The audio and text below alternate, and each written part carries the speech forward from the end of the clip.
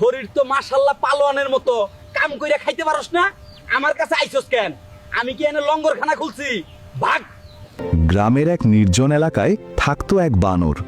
সে ছিল খুব গরিব আর এতিম। তার বাবা মা কেউ ছিল না, ছিল শুধু একটি ভাঙাচোরা ঘর।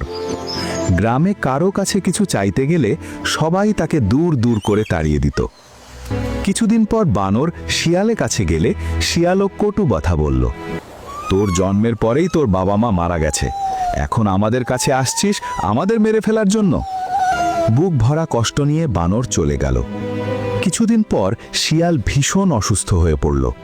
তার নিজের বাচ্চারাও তাকে দেখে বলল, তোমাকে দেখতে ভালো লাগে না, আমাদের কাছ থেকে দূরে চলে যাও। শিয়াল কষ্টে ভেঙে পড়ল। ঠিক তখনই বানর এসে শিয়ালকে দেখে বুঝল শিয়াল অনেক অসুস্থ। সে লতা পাতা আর পানি এনে আদর করে যত্ন করে শিয়ালকে সুস্থ করল। শিয়াল লজ্জিত কণ্ঠে বলল, আমি তো সবসময় তোমাকে খারাপ কথা বলতাম, তবুও তুমি আমাকে যত্ন করলা কেন? বানর শান্তভাবে বলল, আমার মা বাবা নেই, তাই মা বাবা হারানোর কষ্ট আমি বুঝি। তোমার মধ্যে আমি আমার মায়ের ভালোবাসা খুঁজে পেয়েছি। এরপর বানর আর শিয়াল আনন্দেই ঘুরতে লাগলো।